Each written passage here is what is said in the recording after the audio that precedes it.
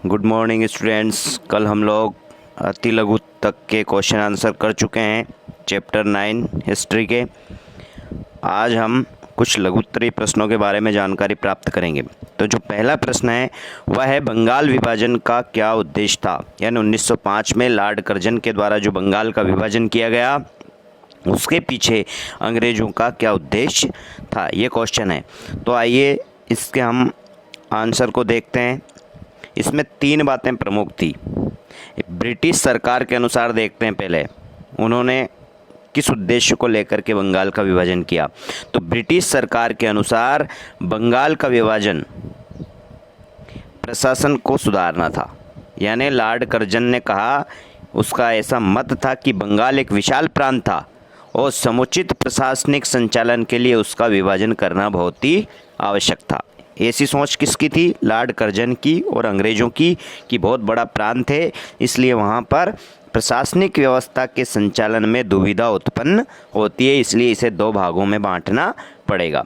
अब दूसरा जो मत है वह है राजनीतिज्ञ लोगों का भारत के, कि बंगाल विभाजन का जो उद्देश्य है दूसरे नंबर का वह राजनीतिक भावना को समाप्त करना।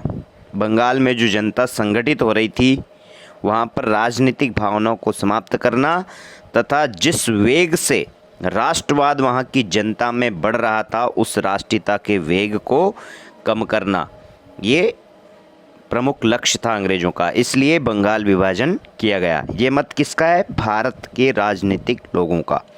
अब इतिहासकार लोगों ने क्या मत प्रस्तुत किया है इसके पीछे?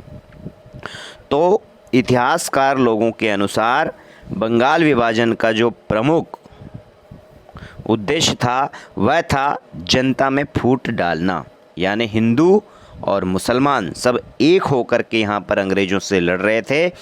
पूर्वी बंगाल जो वर्तमान में बांग्लादेश बन गया है वह पहले पूर्वी बंगाल था, उसमें मुसलमान अधिक रहते थे, तथा पश्चिम बंगाल वर्तमान में भारत का हिस्सा है, इसमें हिंदुओं का बहुमत ज़्यादा था और वहाँ पर हिंदू मुस्लिम एकता कायम थी। अगर इनको 2 भागों में बांट दिया जाए तो हिंदू मुस्लिम एकता समाप्त हो जाएगी। ये प्रमुख उद्देश्य था। तो इन 3 तरह के यहाँ पर तर्क दिए गए हैं। ये 3 उद्देश्य थे जिनकी पूर्ति करने के लिए बंगाल का विभाजन किया गया। ठीक है, आइए अगला क्वेश्चन हम देखते हैं। हमारा जो अगला क्वेश्चन है वह है कि 1907 में जब सूरत अधिवेशन हुआ उस वक्त कांग्रेस का विभाजन 2 भागों में हो गया। तो जो कांग्रेस का विभाजन 2 भागों में हुआ उसका क्या प्रभाव पड़ा हमारे देश के ऊपर, यानी विनाशकारी क्यों सिद्ध हुआ वो, ये हमें बताना है। क्या प्रभाव उसका देखने को मिला? हम सब जानते हैं, पिछले कई कक्षाओं में पाठों में हम पढ़ चुके हैं कि 1907 में सूरत में कांग्रेस का अधिवेशन हुआ और यहाँ पर उदारवादी और उग्रवादियों के बीच में संघर्ष प्रारंभ हो गया। क्यों? क्योंकि जो उग्रवादी लोग थे लाल बाल पाल अरविंद घोष, ये लाला लाजपत राय को कांग्रेस का अध्यक्ष बनाना चाहते थे 1907 के अधिवेशन का, लेकिन उदारवादियों ने इस बात का विरोध किया और रास बिहारी बोस, डॉक्टर रास बिहारी बोस को अध्यक्ष उन्होंने घोषित कर दिया। इस बात से जो उग्र राष्ट्रवादी थे वे नाराज हो गए, लेकिन इस घटना ने कांग्रेस को सोचने पर मजबूर कर दिया, विवश कर दिया। दोनों पक्षों के कुछ नेता मतभेदों को समाप्त करने पर एक मत नहीं हुए। कुछ लोग तो चाहते थे कि कोई भी अध्यक्ष बन जाए, हमें हमारे देश को आज़ाद करवाना है, लेकिन दोनों पक्ष के कुछ नेता जो है वो एक मत नहीं हुए। अंततः कांग्रेस में विभाजन हो गया, जिसे सूरत की फूट के नाम से इतिहास में जाना जाता है। क्वेश्चन आता है कि सूरत की फूट किसे कहते हैं? तो 1907 में सूरत में जो कांग्रेस का अधिवेशन हुआ उसमें कांग्रेस 2 भागों में बढ़ गई। एक दल उग्र राष्ट्रवादियों का और दूसरा दल उदारवादियों का। इसे ही सूरत की फूट के नाम से जाना जाता है। आई बात समझ में? तो कांग्रेस का ये विभाजन भारतीय राष्ट्रीय आंदोलन की दृष्टि से बहुत ही विनाशकारी सिद्ध हुआ। क्यों? क्योंकि अब अंग्रेज़ समझ गए थे कि हमारी जीत निश्चित है, क्योंकि सबसे बड़ी दुश्मन उस वक्त कांग्रेस बन गई थी अंग्रेज़ों की, और वो दो भागों में बढ़ चुकी है। आपस में कांग्रेस के लोग ही लड़ने लगे हैं। अतः इस विभाजन को अंग्रेज़ों ने अपनी जीत के रूप में लिया। वस्तुतः सूरत अधिवेशन से स्वाधीनता का नया अध्याय आरंभ देश में हो गया। नए तरह के आंदोलन शुरू हो गए। इसके बाद ही स्वदेशी आंदोलन, जो हम सब जानते हैं, पढ़ भी चुके हैं, वह चलाया गया था। बाल गंगाधर तिलक, लाला लाजपत राय, विपिन चंद्र पाल, अरविंद घोष और इनके बहुत सारे सैकड़ों अनुयायियों के द्वारा। आइए तीसरा क्वेश्चन हम देखते हैं। हमारा जो तीसरा क्वेश्चन है वह है स्वतंत्रता संग्राम के इतिहास में 1929 के लाहौर अधिवेशन का क्या महत्व है।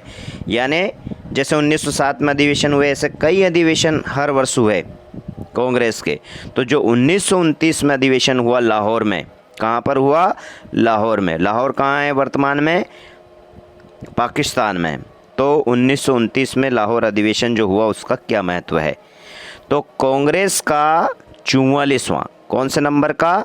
44, 44वां जो अधिवेशन है वह कब? 1929 में। कहाँ पर? लाहौर में हुआ। इस अधिवेशन की अध्यक्षता किसने की? तो इस अधिवेशन की अध्यक्षता पंडित जवाहरलाल नेहरू ने की। अपने इसी अधिवेशन में कांग्रेस ने पूर्ण स्वराज की मांग का प्रस्ताव पास किया। सबसे ज़्यादा इम्पोर्टेंट क्यों है ये? सबसे ज़्यादा महत्व क्यों रखता है? क्योंकि 44वें अधिवेशन जो कि लाहौर में हुआ था, जिसकी अध्यक्षता पंडित जवाहरलाल नेहरू ने की थी 1929 में। सबसे बड़ी बात इसकी यह थी कि इस अधिवेशन में कांग्रेस ने पूर्ण स्वराज की मांग का प्रस्ताव पास किया था। यानी स्वतंत्रता प्राप्ति के लिए सभी ने अवज्ञा आंदोलन शुरू करने का भी निर्णय वहाँ पर लिया गया। यह भी निर्णय लिया गया कि अब आज से हर वर्ष 26 जनवरी का जो दिन है वो संपूर्ण भारत में स्वतंत्रता दिवस के रूप में मनाया जाए। और आगे 1930 में, अगले ही साल 26 जनवरी 1930 को स्वतंत्रता दिवस के रूप में मनाया गया। इसके मनाए जाने से जनसाधारण में एक बड़ा जोश पैदा हो गया और पूर्ण स्वराज्य का संदेश घर घर में पहुंच गया। सब लोगों में खुशियाँ छा गई कि अब हमारा देश जो है वह आज़ाद होने वाला है। हमारा खुद का कानून, हमारा खुद का संविधान यहाँ पर बनकर के तैयार होने वाला है और ये संदेश पूरे घर घर में पहुँच गया। इसी कारण लाहौर अधिवेशन का भारतीय इतिहास में बहुत ही महत्वपूर्ण स्थान है। क्यों? क्योंकि 44वें अधिवेशन में पंडित जवाहरलाल नेहरू की अध्यक्षता में, जो कि लाहौर में हुआ था 1929 में, इसमें पूर्ण स्वराज्य का प्रस्ताव पास किया गया। इसलिए इसका बहुत ही ज़्यादा महत्व है। 26 जनवरी को इसीलिए हम लोग अभी मनाते हैं गणतंत्र दिवस के रूप में। शुरू में 1929 से लेकर के और 1947 तक इसे ही स्वतंत्रता दिवस के रूप में मनाया गया। लेकिन हमारा देश क्या है, 15 अगस्त 1947 को आज़ाद हुआ। इस कारण बाद में स्वतंत्रता दिवस 15 अगस्त 1947 को आज़ाद होने के कारण 15 अगस्त को स्वतंत्रता दिवस मनाया जाता है। और इतने वर्षों से जिस 26 जनवरी को स्वतंत्रता दिवस के रूप में मनाया जाता था, उसमें भी कुछ ना कुछ होना चाहिए। तो हमारा अपना संविधान बनकर के जब तैयार हुआ तो 26 जनवरी की तारीख निश्चित की गई और उसे उसी दिन से गणतंत्र दिवस के रूप में संपूर्ण भारतवर्ष में हर्षोल्लास के साथ मनाया जाता है। ठीक है, अगला क्वेश्चन हम देखते हैं। हमारा जो अगला क्वेश्चन है वह है सविनय अवज्ञा आंदोलन चलाए जाने के कौन कौन से कारण थे। सविनय अवज्ञा आंदोलन महात्मा गांधी के द्वारा क्यों चलाया गया था? तो आप लोगों को मैं बता देता हूं कि जब दिसंबर 1929 में कांग्रेस का लाहौर अधिवेशन हुआ और पूर्ण स्वतंत्रता का प्रस्ताव, पूर्ण स्वाधीनता का प्रस्ताव उसमें रखा गया, लेकिन उस समय का जो वायसराय था लॉर्ड इरविन, उसने इस प्रस्ताव को मानने से इनकार कर दिया। तो जो कांग्रेस की कार्य समिति थी उसने संपूर्ण भारतवर्ष में सविनय अवज्ञा आंदोलन प्रारंभ करने की अनुमति प्रदान कर दी। लेकिन महात्मा गांधी जी ने अवज्ञा आंदोलन शुरू नहीं किया। वे चाहते थे कि समझौता हो जाएगा। जो लॉर्ड इरविन है वह कम से कम हमारी 11 मांगे तो मान ही लेगा। अतः गांधी जी अभी भी समझौते की आशा रखते थे और उन्होंने 30 जनवरी 1930 को लॉर्ड इरविन के समक्ष 11 मांगे प्रस्तुत की। गांधी जी ने यह भी घोषित किया कि मांग स्वीकार न होने की स्थिति में सविनय अवज्ञा आंदोलन संपूर्ण भारतवर्ष में शुरू किया जाएगा।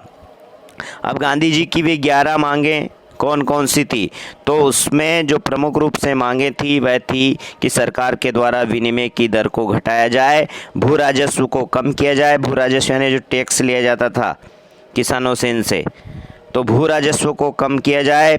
देश में पूर्ण नशाबंदी लागू हो, बंदूक रखने का लाइसेंस भारतीयों को भी दिया जाए। नमक जो आम जनता की मांग है उस पर से कर समाप्त किया जाए, टैक्स नहीं लगाया जाए उस पर।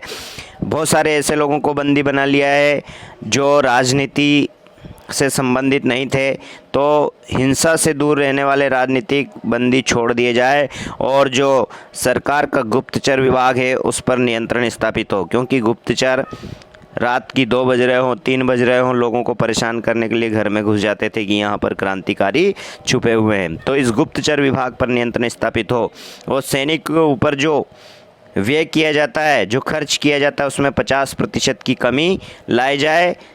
बाकी का जो धन बचेगा उससे जनता के हित किए जाए। कपड़ों का आयात कम हो और भारत के ही कपड़े ज़्यादा से ज़्यादा मार्केट में, बाज़ारों में बिके।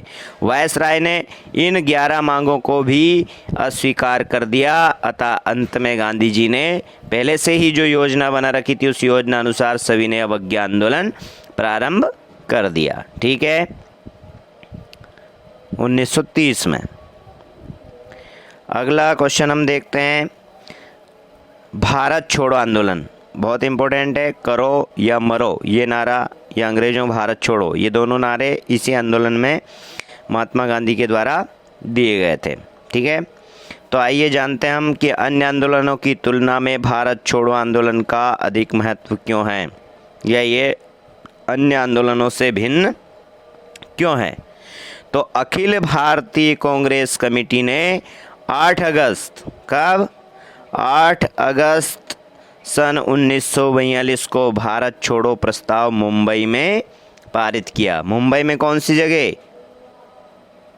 गोपाल दास तेजपाल संस्कृत महाविद्यालय में ये प्रस्ताव पारित किया गया 8 अगस्त 1942 को।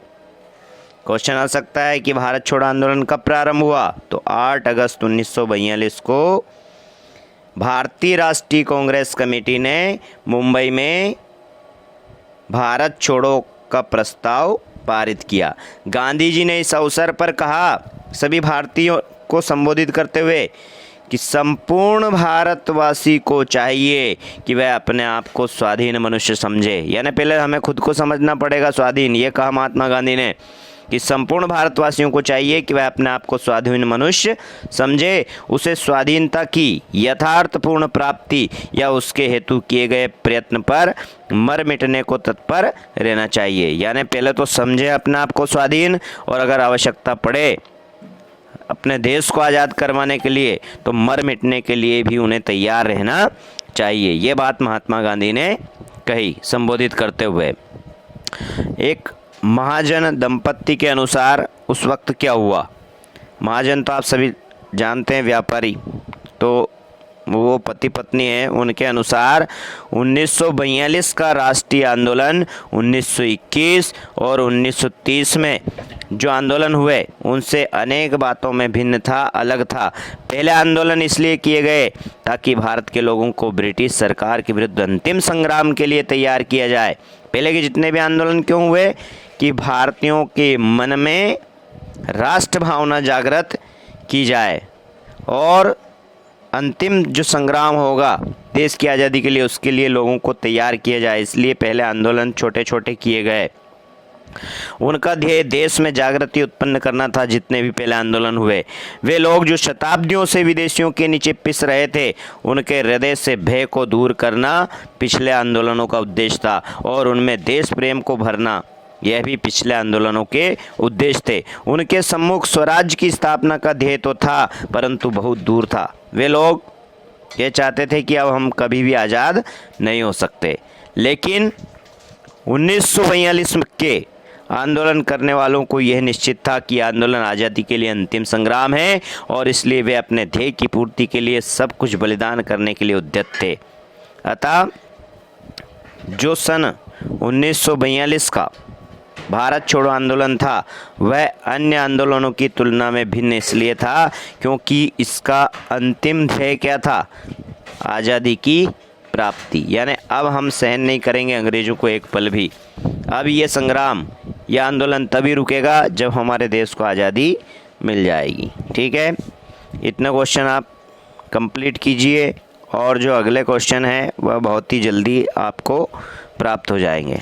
ठीक है, बहुत ही इम्पोर्टेंट चैप्टर है ये।